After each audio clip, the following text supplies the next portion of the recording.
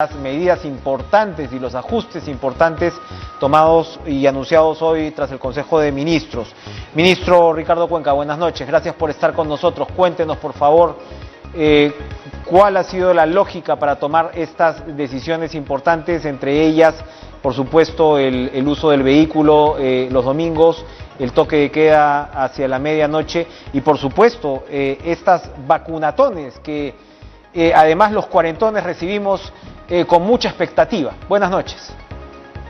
Muy buenas noches, Enrique, un gusto saludarlo y agradecerle mucho por este espacio para comentar. Sí, efectivamente hoy tuvimos la conferencia de prensa que solemos tener luego de los consejos de ministros los días miércoles y nos tocaba, como decimos internamente, medidas porque cada 3 semanas hay el cambio, si fuese necesario, debido a, como consecuencia de las modificaciones en los niveles de riesgo sanitario que tienen las regiones. Hoy anunciamos una buena noticia, una noticia esperanzadora, porque por primera vez desde que hemos empezado la medición por provincias en el país, no hay ninguna provincia en nivel extremo. Eso es una expresión de la mejora en los indicadores, en los índices epidemiológicos, y debido a eso es que se han hecho solo 2 modificaciones para las regiones que están en nivel alto, y es extender, como usted muy bien lo dijo, el toque de queda que empieza a las 12 de la noche y termina a las 4 de la mañana para el nivel alto, y permitir el uso de vehículos particulares durante el año, durante los días domingo. Eso de ahí lo comparten los niveles altos y el nivel moderado. En los niveles muy altos y extremos todavía hay restricciones vehiculares, ¿no?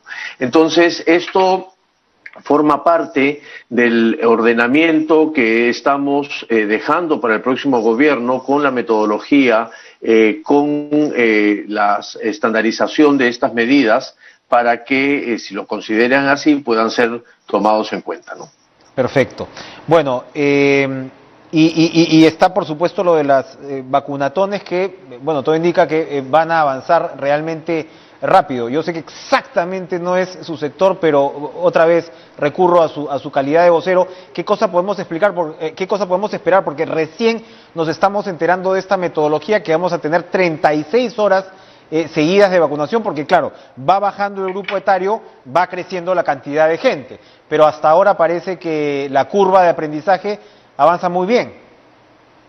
Efectivamente, esto es una nueva metodología, una nueva estrategia, producto de la llegada de las vacunas. Como siempre hemos dicho, lo más importante era tener el cronograma de vacunas para a partir de ahí poder tener las alternativas para hacer una vacunación lo más rápida y eficiente posible.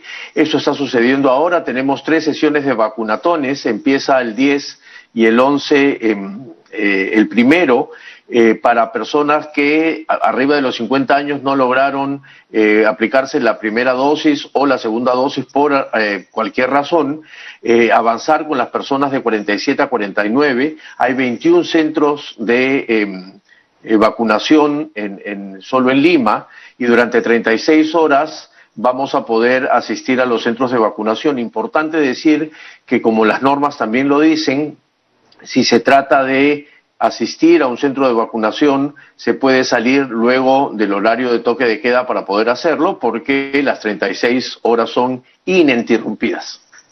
Perfecto. Bueno, entonces eso como repetíamos es una excelente noticia. Vamos a ir a una pausa, ministro, pero vamos a volver para conversar sobre, por supuesto, las materias de su cartera y, importante, un balance de en qué está en un sector tan fundamental, ¿no?, en el centro de la complejidad del país en realidad, en este último mes del gobierno de transición. Volvemos tras la pausa.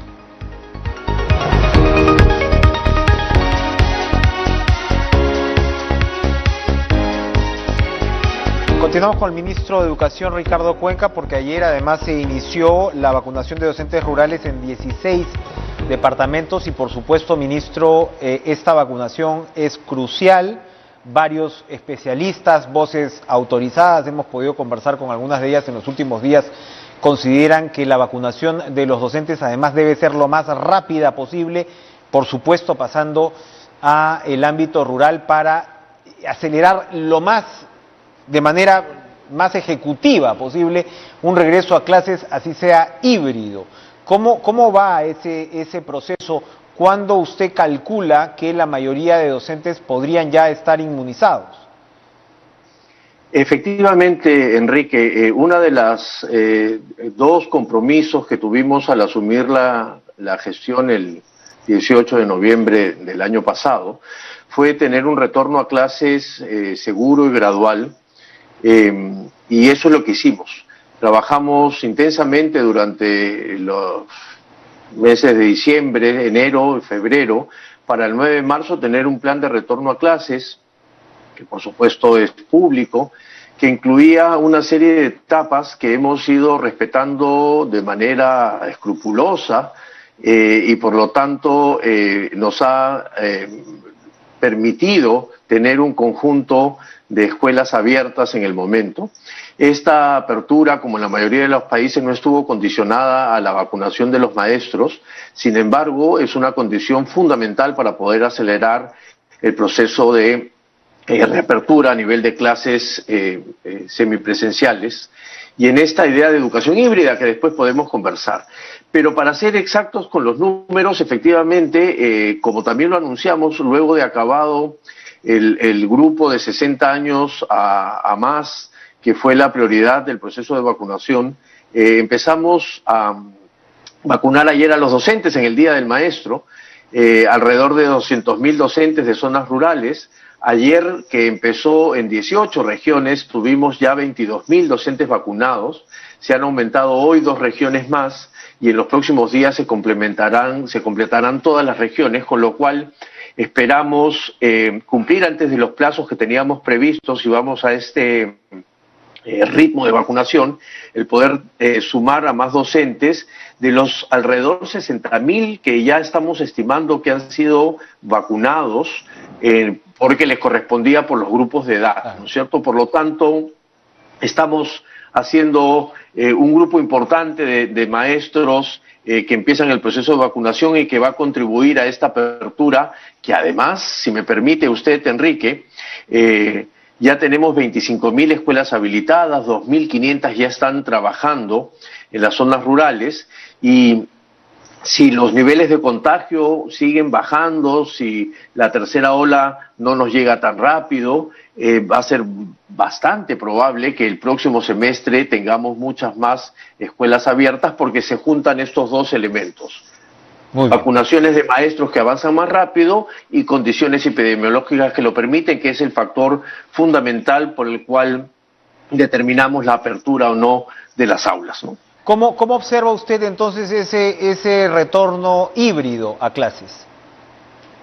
Como una oportunidad, como una oportunidad para los sistemas educativos, no solo el peruano, sino en el mundo, que tuvieron en la educación virtual o remota una alternativa remedial, es decir, si no se podía hacer la presencialidad, se hacía la virtualidad, y sin embargo la pandemia nos ha enseñado que la virtualidad, si no es solo una estrategia remedial, puede ser una estrategia muy potente.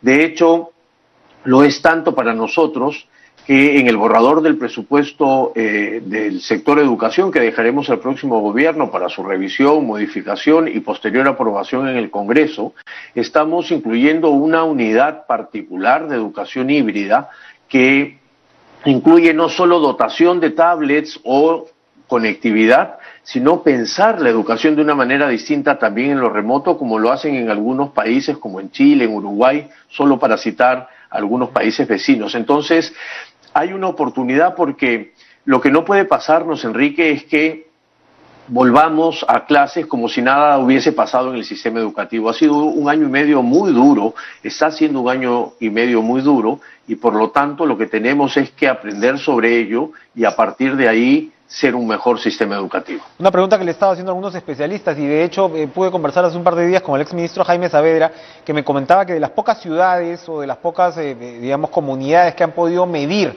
el impacto de la pandemia está Sao Paulo, y allí encontraron que lo que se ha aprendido en este periodo, con todos los esfuerzos de educación remota, etcétera, que sin duda se han dado, es el 37% apenas. Uno cabe imaginar el impacto que puede haber tenido esta pandemia, incluso pues en localidades, en ciudades con más complicaciones para acceder a tecnología, etcétera. ¿Cómo hacer, ministro, para, digamos, recuperar el tiempo perdido de la mejor manera posible? En dos sentidos. En primer lugar, coincido con mi colega y amigo Jaime Saavedra, así como con otros colegas que están permanentemente informándonos respecto de hallazgos de investigaciones, de estudios. Yo mismo he leído casi de manera paralela muchos de estos documentos e informes de investigación que ellos mismos difunden, porque el diagnóstico lo tenemos claro. Este año y medio ha sido un año y medio que ha golpeado muy duro a la educación peruana y mundial. Y por lo tanto lo que hay que buscar es alternativas. Primero, de volver a clases lo más pronto posible sin que eso signifique poner en riesgo la salud de los estudiantes, de los docentes, de los directores, del personal administrativo, de la comunidad educativa en general.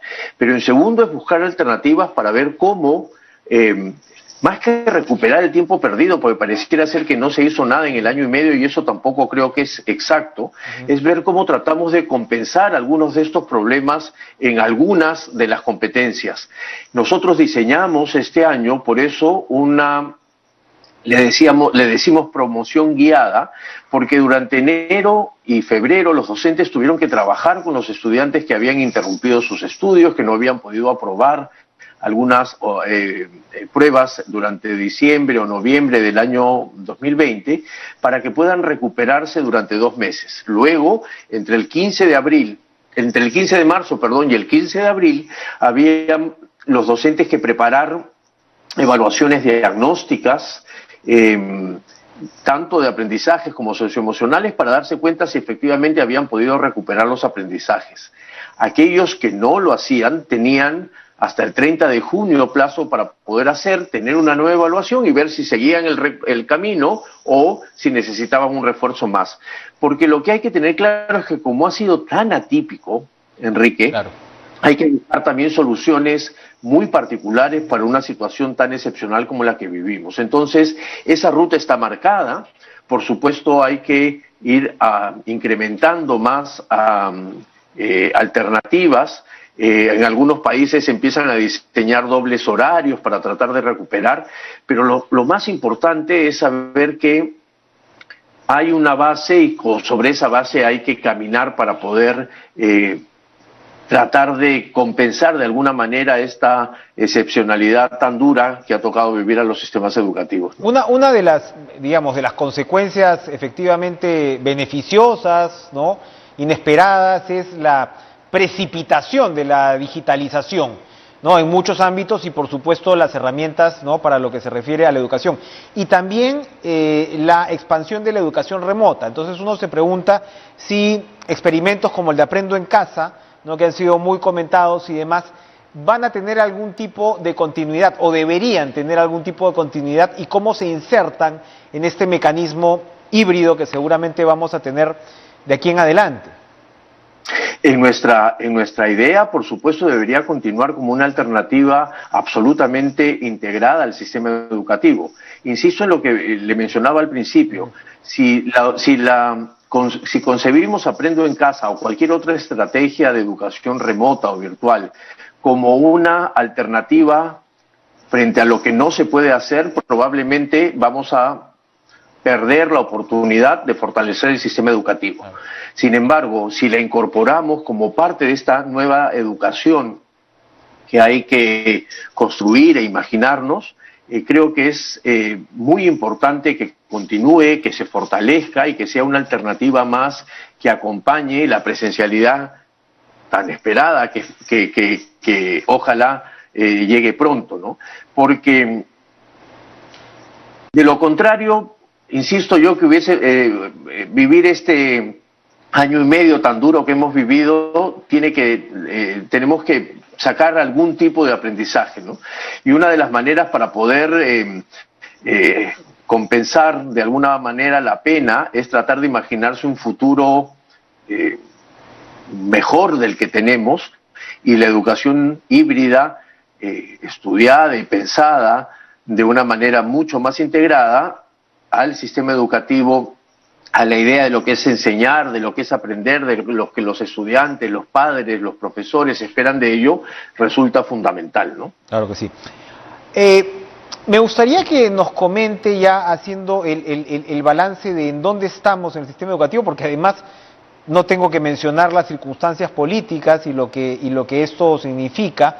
Hemos pasado varios años de una reforma meritocrática, magisterial, que los especialistas, vuelvo al punto, coinciden, ¿no?, en que debe no solamente continuarse, sino fortalecerse. Y por supuesto, la educación está en el centro del debate con respecto a los servicios, ¿no?, que el Estado ofrece, y al papel igualador de oportunidades que debe tener el Estado. La educación está en el centro de todo esto. Si usted tuviera, en medio de estas circunstancias difíciles, emplazarnos, ubicarnos, dónde está nuestro sistema educativo y cuáles son las líneas directrices que tenemos que continuar, ¿cuáles serían estas? Yo propondría 3, que es además lo que va a formar parte de un documento que luego vamos a compartir con toda la población peruana, la ciudadanía, por supuesto, con mucho más detalle, pero le pondríamos énfasis, le estamos poniendo énfasis a 3 elementos. Uno primero es hacer el enorme esfuerzo por tratar de acortar las brechas de desigualdades educativas que tenemos en el país. Habíamos empezado a remontarlas un poco, aún cuando existían. Año y medio nuevamente de la pandemia ha hecho que estas brechas se incrementen, y por lo tanto las desigualdades, siempre lo he sostenido, Enrique, no son una situación natural, sino que son las consecuencias de decisiones que toma el Estado, y por eso hay que tener una prioridad en ver cómo tratamos de acortar estas brechas, sobre todo en aquellas zonas rurales que son los espacios que han sido más perjudicados en este proceso de pandemia. Un segundo punto tiene que ver con el fortalecimiento de la profesión docente. Los docentes han hecho un trabajo extraordinario durante el año pasado y los meses de este año, porque han tenido que sacar adelante un sistema educativo para el cual no estuvimos preparados, ¿no es cierto? Y han hecho esfuerzos enormes que yo reconozco permanentemente, y que necesitan ser fortalecidos como profesión, que incluye una política clara de ajustes y mejoras salariales, de ampliación de plazas, de organización de la formación en servicio, porque se necesita trabajar el tema docente de una manera integral. Y lo tercero es lo que conversábamos sobre el tema de educación híbrida. Esa salida es una salida que hay que trabajar de una manera no remedial, sino integrada al sistema, como el trípode en el que se debería apoyar esta difícil tarea que le viene al sistema educativo, por cierto, Enrique, porque de un lado necesitamos recuperar este año y medio, estos 2 años complejos, pero también saber que junto con la recuperación tenemos que buscar unas alternativas que probablemente van a ser nuevas y de las cuales vamos a tener que construir y aprender. Entonces el reto es doble. Estamos dejando un camino, una hoja de ruta a disposición del próximo gobierno para que consideren parte de lo avanzado. Termino diciendo algo que usted ha mencionado, Enrique, que es muy importante, y es que en el sistema educativo peruano hemos aprendido hace 10 años a sostener políticas educativas y que éstas empiecen a dar éxito. 3 ejemplos de ellos son la política docente, son la política curricular, es la política de educación superior. Independientemente de todos los ministros y ministras que desde el 2012 hemos empezado este camino, hemos sostenido todos la idea de que por lo menos estas 3 políticas deben continuar. Y entonces todos mis colegas, a quienes les debo un respeto profundo, han hecho enormes esfuerzos por tratar de mantener y sostener esas políticas, y creo que eso es una gran ventaja y un aprendizaje del sector educativo. Muy importante lo que nos señala, porque ojalá, más que pensar, sobre todo en educación, que es un campo tan sensible, tan crucial para el futuro de nuestros hijos, más que pensar en refundaciones, pensemos en continuidad y en fortalecimiento de esas políticas de Estado que no vienen de ayer, que no vienen de este gobierno de transición, que tienen una línea con altibajos, con cambios y demás, pero que tienen una línea de políticas de Estado que son, repito, no estamos para desperdiciarlas en un país como el Perú. Gracias, Ricardo Cuenca, por acompañarnos esta noche en Cara a Cara.